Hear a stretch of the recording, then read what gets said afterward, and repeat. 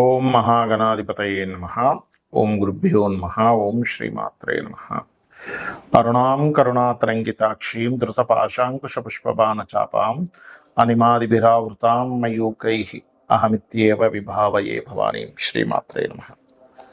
ప్రేక్షకులకి ఆ లలితాంబిక అమ్మవారి యొక్క అనుగ్రహం పరిపూర్ణంగా కలగాలన్న స్ఫూర్తి కోరుకుంటూ మనం ఈరోజు మనకి సెప్టెంబర్ 7వ తేదీ రాత్రి సమయంలో, అక్టోబర్ 8 మార్నింగ్ ఈ సమయంలో మనకి చంద్రగ్రహణం ఉంది.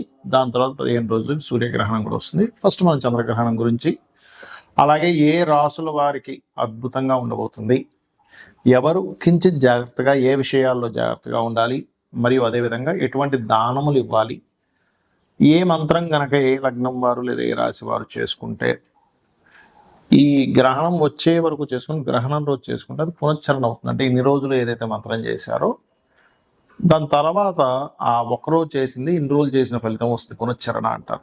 అలా ఎవరెవరు ఏ ఏ మంత్రం పఠించాలి, అమ్మవారి నామాల్లో ముఖ్యంగా లలిత సహస్రనామాల్లో ఏ విషయాలు జాగ్రత్తగా ఉండాలి అనేటువంటి విషయాలు చెప్తుంది నేనైనప్పటికీ కూడా చెప్పిస్తుంది సాక్షాత్ లలిత అమ్మవారిగా భావిస్తూ ఒక్కొక్కటిగా తెలుసుకుందాం. ముందుగా మేషలగ్నము, మేషరాశి.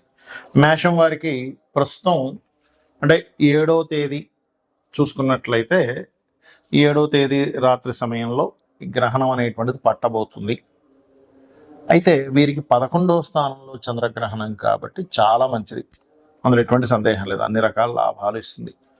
మరి మీకు అనిపించొచ్చేమండి లాభంలో అంటున్నారు, మాకేమో కొన్ని ప్రాబ్లమ్స్ ఉన్నాయంటే దానికి నేను మంత్రం చెప్తాను. అదేవిధంగా ముఖ్యంగా మేషం వారు వ్యాపార సంబంధించినటువంటి అంశాల్లో కొంచెం జాగ్రత్తగా ఉండండి. వ్యాపార లావాదేవీలు ఇటువంటి విషయంలో లాభాలు ఉంటే అందులో ఎటువంటి డౌట్ లేదు. కాకపోతే మీ యొక్క మహాదశ అంతర్దశలు ఏం నడుస్తున్నాయనేది కూడా చూసుకోవాలి. ఇప్పుడు చాలామంది ఏంటంటే ఈ గ్రహణం వచ్చేసింది అద్భుతం, లేకపోతే శని మారిపోయాడు అద్భుతం, గురువు మారిపోయాడు అద్భుతం, ఇలా చెప్తూ ఉంటారు. అలా కాదు. మీ పర్సనల్ చార్ట్లో మహాదశ అంతర్దశ ఏ దశ ఏ అంతర్దశ నడుస్తుంది, అది ఎటువంటి లాభాలు ఇస్తుంది, ఎటువంటి జాగ్రత్తలు చెప్తుంది అనేది కూడా మీ పర్సనల్ చార్ట్లో తెలుసుకోవాలి ఇప్పుడు కూడా. అయితే చంద్రుడు లాభస్థానంలో ఉండి మనకి ఈ యొక్క రాహుతో కలిసినటువంటి గ్రహణం ఎప్పుడైతే లాభస్థానంలో ఉందో వ్యాపారాల్లో, అందులో ముఖ్యంగా ఆన్లైన్ బిజినెస్ చేసేటువంటి వారికి, అంటే ఆన్లైన్లో ఏదైనా వస్తువులు అమ్మడం, అంతేగాని మరొకటి కాదు. అయితే ఇక్కడ గ్రహణానికి శని యొక్క ప్రభావం కూడా పడుతుంది. వెనక్కి వక్రించినటువంటి శని వెనక్కి వచ్చి కనెక్ట్ అవుతున్నాడు కాబట్టి ఈ శని ప్రభావం వల్ల మీరు వీలైనంత మట్టుకు సహజంగానే మేషం వారు చేసుకోవాల్సిన మంత్రం ఏమిటి అంటే సూర్య భగవానునే ఎక్కువగా చేసుకోవాలి. ప్లస్ మీకు పంచమ స్థానంలో కేతు ఉన్నందుకు గణపతి యొక్క ఆరాధన గుర్తుపెట్టుకోండి. అది చంద్రగ్రహణం అయ్యే వరకు మరియు సూర్యగ్రహణం వరకు కూడా చేసుకోవచ్చు. గణపతి పంచమ స్థానంలో కేతు ఉన్నాడు కాబట్టి ఆలోచన విధానంలో మీ యొక్క సంకల్పం నెరవేరడానికి గణపతిని గనక ఆరాధిస్తే ఇంకా మరింత అద్భుతమైనటువంటి ఫలితాలు మీరు పొందుతారు. గ్రహణం అసలు ఏ సమయంలో ప్రారంభం అవుతుంది అని చూసుకున్నట్లయితే, ప్రారంభము అంటే పట్టు స్నానము, విడుపు స్నానము, ఇలాగా వీటి యొక్క టైమింగ్స్ అవి చూసుకున్నట్లయితే 7 సెప్టెంబర్ ఆదివారం పడిందండి. ఆ రోజు 8:58 ఇది ప్రారంభం అవుతుంది. అలాగే అర్ధరాత్రి 11 గంటల సమయంలో, అదే 7వ తేదీ సండే రోజు 11 గంటల సమయంలో 11 గంటల నుంచి 12:22 వరకు ఉంటుంది ఈ గ్రహణ ప్రభావం. ఇది ఇండియాలో ఉంది గ్రహణం, అందులో ఎటువంటి సందేహం లేదు. మరి పూర్తిగా ఎండింగ్ అనేటువంటిది 2 గంటల 25 అంటే 8వ తేదీ తెల్లవారుతుందనగా 2 గంటల 25 వరకు ఉంటుంది. అంటే ఈ సమయంలో అసలు మీరు చేయవలసింది ఏమిటి?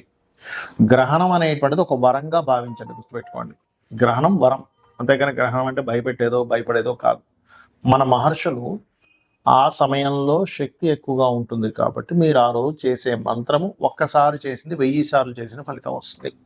అంటే ఉదాహరణకి ఓం గం గణాధిపతయే నమః అని అనుకున్నాం, 1000 సార్లు చేసిన ఫలితం ఉంటుంది.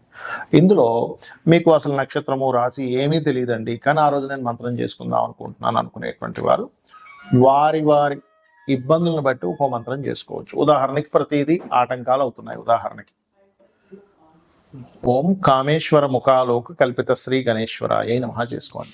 అలా కాదండి, ధన సంబంధించిన ఇబ్బంది నేను బాగా పడుతున్నాము అని అనుకుంటే కనుక ఓం సంపత్కరీ సమారూఢ సింధుర వ్రజ సేవితాయ నమః చేసుకోండి. లేదంటే అప్పులు ఉన్నాయి ఎక్కువగా అనుకునేటువంటి వారు ఓం అపర్ణాయే నమః మనసులో చేసుకోవచ్చు, ఏమి ఇబ్బంది లేదు, గుర్తుపెట్టుకోండి. అదేవిధంగా మరి కొంతమందికి చేసే ప్రయత్నాలు ఏ ప్రయత్నం చేసినా ఆగిపోతూ ఉంటాయి. అలాంటప్పుడు లేదా భయం వేస్తూ ఉంటుంది. ఓం కనకాంగద కేయూర కమనీయ భుజాన్వితాయ నమః చేసుకోండి. గృహయోగం కలగాలి, ఎప్పుడు ఏ గృహం కొనుక్కున్నా మాకు అసలు కలిసి రావట్లేదు అనుకున్నప్పుడు మొట్టమొదటిగా మీరు మీ యొక్క మొదటి అక్షరంలో మీ పేరులో ఉండే మొదటి అక్షరాన్ని తీసుకొని ఏ వర్గు పరంగా సెట్ అవుతుందో తెలుసుకొని మణిద్వీప వర్ణన చేసుకోవచ్చు మీరు గ్రహణ సమయంలో. అలాగే మరొకటి ఏంటంటే ఇక్కడ సంతానం కోసం ప్రయత్నం చేసేటువంటి వారు దిగంబర శ్రీ పాదవల్లభ దిగంబర అని చేసుకోండి గ్రహణ సమయంలో. లేదు శత్రు బాధలు ఎక్కువగా ఉన్నాయి అని అనుకునేటువంటి వారు చండీ పారాయణం చేసుకోవచ్చు, వినడం కానీ చదవడం కానీ చేయొచ్చు. వివాహం అవ్వట్లేదు అనుకునేటువంటి వారు ఓం శివకామేశ్వరాంకస్త శివ స్వాధీన వల్లభాయ నమః లేదా ఓం కామేశబద్ధ మాంగళ్య సూత్ర శోభిత కందర. కామేశబద్ధ మాంగళ్య అయితేనేమో వివాహం అవుతుంది, శివకామేశ్వర అంకస్త చేసుకుంటేనేమో భార్యాభర్తల మధ్యన గొడవలు తగ్గుతాయి. ఆకస్మికంగా కొన్ని ఇబ్బందులు వస్తున్నాయి అన్నప్పుడు ఓం అష్టమి చంద్ర విభ్రాజ అలికస్థల శోభితాయ నమః చేసుకోండి. అలా కాకుండా మీరు ఉద్యోగ సంబంధించిన ఇబ్బందులు ఉన్నాయి, అలాంటప్పుడు ఓం మాణిక్య మకుటాకార జానుద్వయ విరాజితాయ నమః. వ్యాపార సంబంధించిన ఇబ్బంది వస్తుంది అన్నప్పుడు ఓం ఇంద్రగోప పరిక్షిప్త స్మరతూనా భజంగికాయ నమః. విదేశాలకు వెళ్ళాలి, ఫస్ట్ మీ జాతకంలో యోగం ఉందో లేదో చూసుకొని 2 times అంటే ఆ గ్రహణ సమయంలో హనుమాన్ చాలీసా చేయండి, సంకల్పం చెప్పుకోండి, ఖచ్చితంగా పని తీరుతుంది. ఇక్కడ అమావాస్యలు కూడా వస్తుంటాయి ఒక్కోసారి. అమావాస్యలకి ఎవరికైనా సరే అంటే ఈ గ్రహణం రోజు చేయడం వల్ల ఏమవుతుందంటే ఈ మంత్రాన్ని మొదటి నుంచి మొదలుపెట్టి అంటే ఇప్పటి నుంచే మొదలుపెట్టి గ్రహణ సమయం వరకు చేస్తే ఎన్ని వేలైతే అవుతుందో మీరు మరలా గ్రహణం రోజు ఇంతకాలం చేసిన ఫలితం వస్తుంది.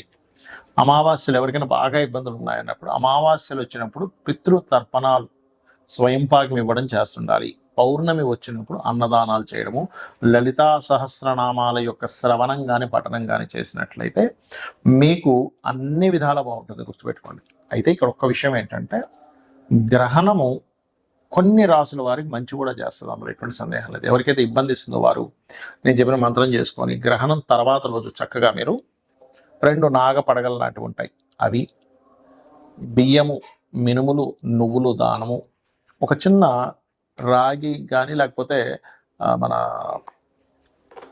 ఇత్తడి గిన్నెలో ఒక కొంత నెయ్యి పెట్టి ఆ రోజు బియ్యము కొన్ని కూరగాయలు కూడా కలిపి ఇవ్వచ్చు.